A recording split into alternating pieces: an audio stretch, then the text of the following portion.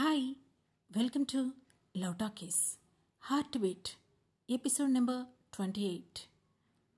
అనురాగ్ అతని టీం తనకి దొరికిన క్లూ ద్వారా ఓ ఫ్లాట్ నుంచి సొరంగ మార్గం ద్వారా ఒక ప్లేస్కి వెళ్ళాడు. అది చూసి మిహిరా, సుబ్బు, హరిణి కూడా షాక్ అవుతారు. అదొక రేకుల షెడ్. ఆ షెడ్లో ఒక పక్కన కొంత భాగం చిన్న ఇల్లులా కట్టి ఉంది.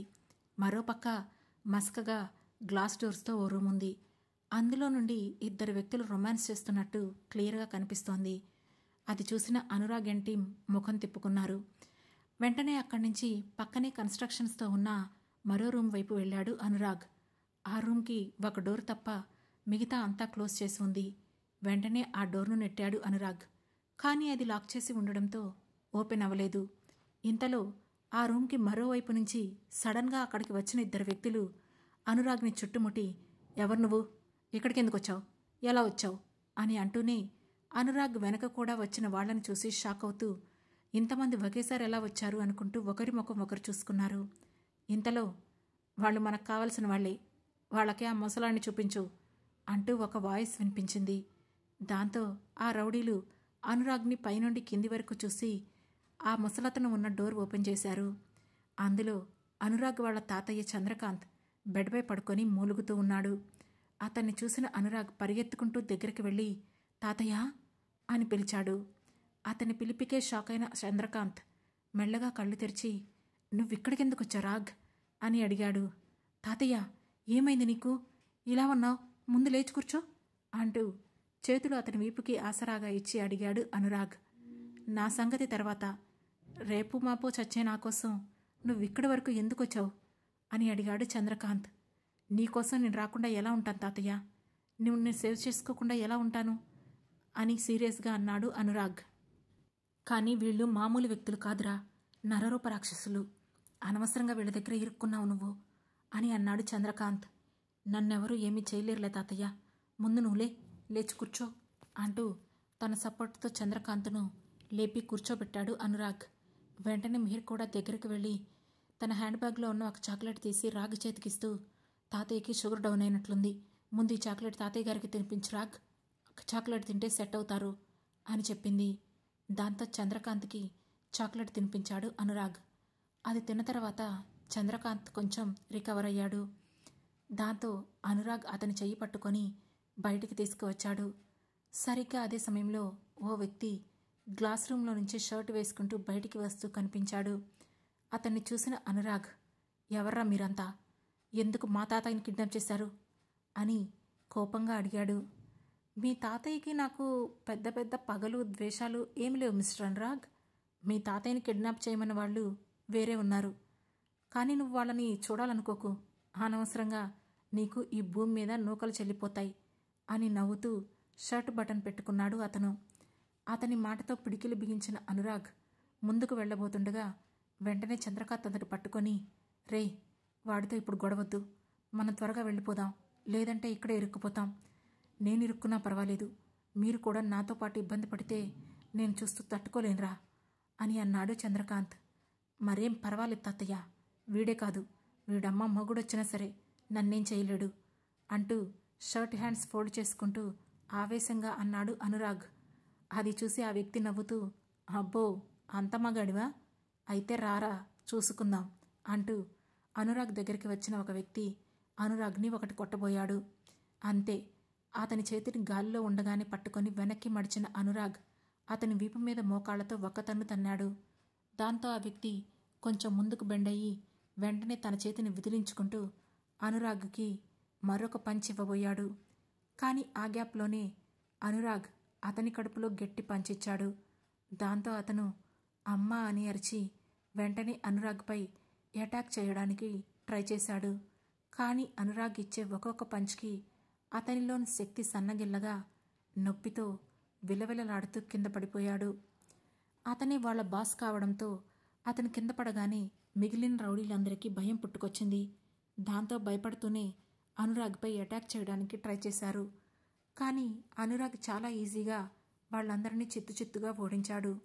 అందరూ కింద పడి మూలుగుతుంటే, తాతయ్య, ముందు విషయం చెప్పు, ఇప్పటికైనా నాకు అసలు నిజం తెలియాలి కదా, వీళ్ళంతా నిన్ను ఎందుకు కిడ్నాప్ చేశారు అని అడిగాడు అనురాగ్. అదంతా మనం ఇంటికి వెళ్ళి మాట్లాడుకుందాం అనురాగ్ అని అన్నాడు చంద్రకాంత్. మనం ఇప్పుడు ఇంటికి వెళ్ళినా వీళ్ళు మళ్ళీ నిన్ను కిడ్నాప్ చేయకుండా ఉండరు. ప్రాబ్లంని మనం ఇక్కడితోనే క్లోజ్ చేద్దాం తాతయ్య అని అన్నాడు అనురాగ్. చూడు రాగ్, నేను అంతా చెబుతాను, కానీ మనం ఇక్కడ ఎక్కువసేపు ఉండటం ఏమంత మంచిది కాదు. మనకేమైనా పర్వాలేదు, మనతో పాటు వచ్చిన వీళ్ళకేం కాకూడదు కదా అని సుబ్బు, హరిణి, మిహిరా వైపు చూపిస్తూ అన్నాడు చంద్రకాంత్. అది కూడా నిజమే అనుకున్న అనురాగ్ వెంటనే తన తాతయ్య చేయి పట్టుకొని వచ్చిన దారినే వెళ్ళడానికి అటుగా అడుగులు వేశాడు. వాళ్ల వెనకే సుబ్బు, మిహిరా, హరిణి కూడా నడుస్తున్నారు. వచ్చిన దారిలోనే ఆల్మోస్ట్ స్టెప్స్ దగ్గరికి వెళ్ళిన రాగ్ అంతలోనే ఏదో అనుమానం వచ్చి వెనక్కి తిరిగి చూశాడు. అప్పటికే అక్కడ కొందరు వ్యక్తులు వెనక వస్తున్న సుబ్బు, మిహిరా, హరిణిలకి పాయింట్ బ్లాక్లో గన్ పెట్టి ట్రిగ్గర్ నొక్కడానికి రెడీగా ఉన్నారు. అది చూసిన అనురాగ్ షాక్ అవుతూ చంద్రకాంత్ని వదిలేసి, రేయ్ ఎవర్రా మీరంతా అంటూ వాళ్ల మీదకు వెళ్లబోయాడు. అంతే, వెంటనే హరిణి చేతి మీద గన్తో షూట్ చేశాడు ఆమెకు గన్ పెట్టిన వ్యక్తి. వెంటనే అమ్మా అని అరుస్తూ కింద కూర్చుండిపోయింది హరిణి. దాంతో అనురాగ్ అడుగులు ఆగిపోయాయి. హరిణి నొప్పితో కింద కూర్చొని ఏడుస్తూ ఉంటే సుబ్బు, మిహిరా బాధగా ఆమెను చూశారు.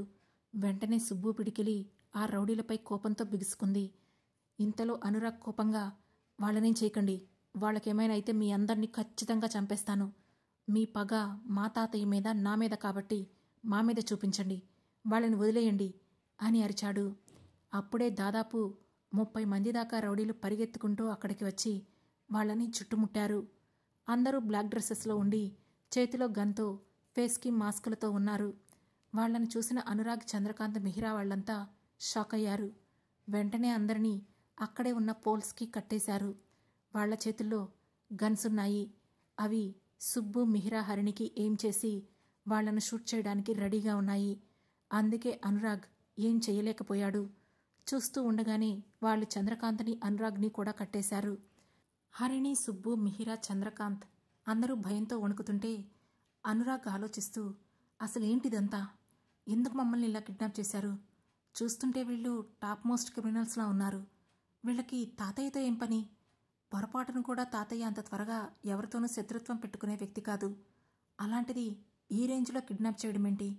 వీళ్ళ దగ్గర నుంచి ఇప్పుడు నా వాళ్ళందరినీ ఎలా తప్పించాలి? అసలు ఈ కిడ్నాప్ వెనుక ఉన్న అసలైన వ్యక్తి ఎవరు అని ఆలోచిస్తూ ఉన్నాడు అనురాగ్. అదే సమయంలో వీళ్ళందరినీ కట్టేసిన వ్యక్తుల్లోని ఒక వ్యక్తి ఒక ఫోన్ కాల్ చేశాడు. అవతల వైపు నుండి ఎవరో కాల్ లిఫ్ట్ చేయగానే, అందరినీ కంట్రోల్లోకి తీసుకున్నాం సార్, ఇక ఈ దెబ్బతో మన డీల్ క్లోజ్ అవుతుంది అని నాకు అనిపిస్తుంది అని సంతోషంగా అన్నాడు అతను. ఎవరితో వీడు మాట్లాడేది, అసలు ఆ డీల్ ఏంటి అని మనసులోనే అనుకున్న అనురాగ్ చంద్రకాంత్ వైపు చూశాడు. చంద్రకాంత్ బాధగా కళ్ళు మూసుకున్నాడు. ఆ క్షణంలో అతనికి తనను తాను ఆత్మహత్య చేసుకుంటే బాగుండు అని అనిపిస్తూ ఉంది. ఇంతలో పెద్దగా గాలి శబ్దం వినిపించింది. ఆ శబ్దానికి నుదురు చెట్లించిన అనురాగ్తో పాటు మిగతా అందరూ ఆశ్చర్యంగా తలపైకెత్తి చూశారు. ఇంతలో వాళ్ల ముందున్న గ్యాంగ్లో వాళ్ల పర్సన్, బాస్ వచ్చినట్లున్నారు, కొంతమంది బయటకు వెళ్ళండి అని ఇంతకుముందు ఫోన్ కాల్ మాట్లాడిన వ్యక్తి ఇన్స్ట్రక్షన్ ఇవ్వడంతో అక్కడ ఉన్న రౌడీలలోని కొందరు వ్యక్తులు బయటకు వెళ్లారు. సరిగ్గా పావుగంట తర్వాత 6.2 హైట్లో ఫుల్ జిమ్ బాడీతో, సూపర్ ఫిజిక్తో ఉన్న ఒక పర్సన్ బ్లాక్ సూట్లో లోపలికి ఎంట్రీ ఇచ్చాడు. అతని వెనుక దాదాపు 30 మంది బాడీగార్డ్స్ ఉన్నారు. అందరి చేతుల్లోనూ లేటెస్ట్ మోడల్ వెపన్స్ ఉన్నాయి.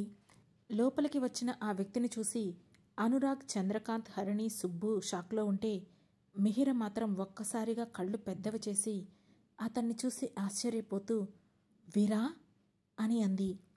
ఆమె లోపలే అన్నా అనుకుంది, కానీ ఆ మాట చాలా చిన్నగా వినిపించేసరికి పక్కనే ఉన్న హరిణి, సుబ్బుకి ఇద్దరూ షాకింగ్గా మిహిర వైపు చూశారు. ఆ వ్యక్తి స్టైల్గా నడుచుకుంటూ కళ్లకున్న గాగుల్స్ తీసి నేరుగా వచ్చి అనురాగ్ ఎదురుగా నిలబడి, నువ్వు నన్ను చాలా తక్కువగా ఎలా అంచనా వేశావు? అంత ఈజీగా మీ తాతయ్యని పట్టుకెళ్ళిపోదామనుకున్నావా అని అడిగాడు. అసలు ఎవర్రా నువ్వు? మా తాతయ్యని కిడ్నాప్ చేయాల్సిన అవసరం నీకేంటి అని అడిగాడు అనురాగ్. ఆ మాటలు వినగానే, మాటలు తిన్నగా రానివ్వే, రాగి అంటే మక్కలు ఇరగదీస్తాను అంటూ ముందుకు వచ్చాడు వీరా పక్కనే ఉన్న ఒక రౌడీ. ఆ మాటతో పళ్ళు కొరుకుతూ, చెప్పు, నీకు మా తాతయ్యకి సంబంధం ఏంటి? ఎందుకు మా తాతయ్యని కిడ్నాప్ చేశావు అని వీరాను సూటిగా చూస్తూ అడిగాడు అనురాగ్. డబ్బు. మీ తాతయ్యకి నాకు మధ్య ఉన్న సంబంధం డబ్బులే అని నవ్వుతూ అన్నాడు వీరేంద్ర. డబ్బా? డబ్బైతే ఎంత కావాలో అడుగు. 10 కోట్ల, 20 కోట్ల, 50 కోట్ల, ఎంత కావాలంటే అంత ఇస్తాను. ముందు మమ్మల్ని వదిలేసేయి అని అన్నాడు అనురాగ్. ఆ మాటకు పెద్దగా నవ్విన వీరా, ఏంటి 50 కోట్లు ఇస్తావా? ఈ ముఖం ముందే చెప్పుంటే అసలు మీ తాతయ్యని కిడ్నాప్ చేసేవాడిని కాదు కదా. కావాలంటే ఇంకా ప్రొటెక్షన్ కూడా ఇచ్చేవాడిని. అయ్యయ్యో, అనవసరంగా చాలా రిస్క్ తీసుకున్నానే. సర్లే అన్నాడు. సరే, నీకు ఇప్పుడు తెలిసింది కదా, మమ్మల్ని వదిలేయి అని సీరియస్గా అడిగాడు Anurag. No sorry mister, already ఒక డీల్ మాట్లాడుకున్న తర్వాత ఆ డీల్ నుంచి నేను వెనక్కి వెళ్ళే ప్రసక్తే లేదు. ఖచ్చితంగా మీ తాతయ్య చెప్పాల్సిన నిజం చెబితేనే ఆయనతో పాటు మిమ్మల్ని అందరినీ వదిలేస్తాను అని అన్నాడు వీరా. అసలు ఆయన చెప్పాల్సిన నిజమేంటి? దానివల్ల నీకొచ్చిన లాభం ఏంటి? మధ్యలో ఈ డబ్బులేంటి అని అర్థం కానట్లు ప్రశ్నలపై ప్రశ్నలు అడిగేశాడు అనురాగ్. నువ్వు మరీ అంత బ్లైండ్ ఫేస్ పెట్టకు బ్రో. మీ తాతయ్య దగ్గర ఒక నిధికి సంబంధించిన రహస్యం ఉంది. ఆ రహస్యానికి సంబంధించిన డీటెయిల్స్ నాకు కావాలి. నేను మీ తాతయ్య దగ్గర ఆ రహస్యం తెలుసుకొని నా క్లయింట్స్కి ఇస్తే వాళ్ళు నాకు 50 కోట్లు ఇస్తారు అని చెప్పాడు వీరా. ఆఫ్టర్ ఆల్ 50 కోట్ల కోసం మమ్మల్ని అందరినీ కిడ్నాప్ చేస్తావా? మమ్మల్ని వదిలేసేయి, నేను నీకు 100 కోట్లు ఇస్తాను అని అన్నాడు అనురాగ్. సారీ బ్రో, చెప్పాను కదా, ఒక్కసారి డీల్ మాట్లాడుకున్న తర్వాత వెనక్కి తగ్గేదే లేదు అని అన్నాడు వీరా. ఓ గాడ్, ఓ మ్యాన్, అసలు నీ పేరేంటి? అయినా నువ్వు ఈ దేశంలో తెలుగుని ఇంత క్లియర్గా ఎలా మాట్లాడగలుగుతున్నావు అని అనుమానంగా అడిగాడు అనురాగ్. ఓ, నీకు ఈ డీటెయిల్స్ అన్నీ ఇప్పుడే చెప్పాలా ఏంటి అని అన్నాడు వీరా. ఓకే, నువ్వేం చెప్పాల్సిన అవసరం లేదు అని అంటూ చంద్రకాంత్ వైపు చూసి, తాతయ్య, వాళ్ళకి కావలసిన ఆ నిధి అడ్రస్ ఏంటో వాళ్ళకి ఇచ్చేసేయి. మనకు లేని ఆస్తులా? ఎందుకు నువ్వు ఆ విషయం బయటికి చెప్పడం లేదు అని అడిగాడు అనురాగ్. రాగ్, ఆ నిధి మన సనాతన ధర్మానికి సంబంధించింది. అవతల అడిగేది శ్రీలంక వాసులు అని చెప్పాడు చంద్రకాంత్. ఆ మాట విన్న మిగిలిన వాళ్ళంతా ఆశ్చర్యపోతుంటే చంద్రకాంత్ వీరా వైపు చూసి మళ్ళీ మాట్లాడుతూ, చూస్తుంటే నువ్వు కూడా ఒక ఇండియన్లానే ఉన్నావు. అలాంటిది ఇండియాకు సంబంధించిన ఒక రహస్యాన్ని సొంతం చేసుకోవాలనుకుంటున్న పరాయి దేశానికి హెల్ప్ చేయడానికి నీకు సిగ్గుగా లేదా అని ఆవేశంగా అడిగాడు. ఆ మాట విన్న వీరా పెద్దగా నవ్వాడు. అతని నవ్వు ఎందుకో అర్థం కాక ఆశ్చర్యంగా చూశారు మిగిలిన వాళ్ళంతా. చూడు పెద్దాయనా, నాకు డబ్బు తప్ప ఏది కనిపించదు, వినిపించదు అని ఎగతాళిగా అన్నాడు వీరా. దాంతో ఇక అతనితో మాట్లాడడం వేస్ట్ అని అనుకున్న అనురాగ్ ఏం చేయాలా అని ఆలోచిస్తూ ఉండగా వీరా అక్కడున్న ఒక్కొక్కరిని చూస్తూ ముందుకు వెళుతున్నాడు. అలా వెళుతున్న అతను ఒక పోల్కి కట్టి ఉన్న మిహిరను చూసి ఒక్కసారిగా షాక్ అయ్యాడు. అతన్ని చూడగానే మిహిర మాత్రం చిన్న స్మైల్ ఇచ్చింది. దాంతో ఒక్కసారిగా వీరా కూడా నవ్వుతూ మిహిరా అంటూ ఆమెను గట్టిగా హగ్ చేసుకున్నాడు. అది చూసి అందరూ ఒక్కసారిగా షాక్ అయ్యారు. అనురాగ్ కోపంగా వాళ్ళిద్దరిని చూస్తూ పళ్ళు కొరికాడు. వీరా హగ్ చేసుకోవడంతో మిహిరకు ఊపిరి ఆగిపోతున్న ఫీలింగ్ కలుగుతుంటే పైగా తన చేతులు కట్టేసి ఉండడంతో ఏ మెంటల్, వదులు అని అరిచింది. నో వే, ఎన్ని రోజులైంది డార్లింగ్ నేను చూసి, ఇంతకాలం ఏమైపోయేవే రాక్షసి అని అన్నాడు వీరా. అది చూస్తున్న కొద్దీ అనురాగ్కి లోపల మండిపోతూ ఉంది. ఆ చేతులు కట్టేసి ఉన్న మిహిరా అతన్ని దూరం నెట్టడానికి ట్రై చేస్తూ ఉంది. ఇదంతా చూస్తూ కళ్ళలో నిప్పులు కరిపిస్తున్న అనురాగ్ని ఎవరూ గమనించలేదు. ఆ తర్వాత ఏం జరగబోతుంది, సడన్గా ఎంట్రీ ఇచ్చిన వీరా ఎవరు తెలుసుకోవాలంటే వెంటనే మన లవ్ టాకీస్ ఛానల్ను సబ్స్క్రైబ్ చేసుకొని హార్ట్ బీట్లోని నెక్స్ట్ ఎపిసోడ్ను వినండి. మా ఈ కథ మీకు నచ్చినట్లయితే లైక్ చేసి, షేర్ చేసి, కామెంట్ చేసి, అలాగే హై పాయింట్స్ కూడా ఇచ్చి మమ్మల్ని సపోర్ట్ చేయండి. Thank you.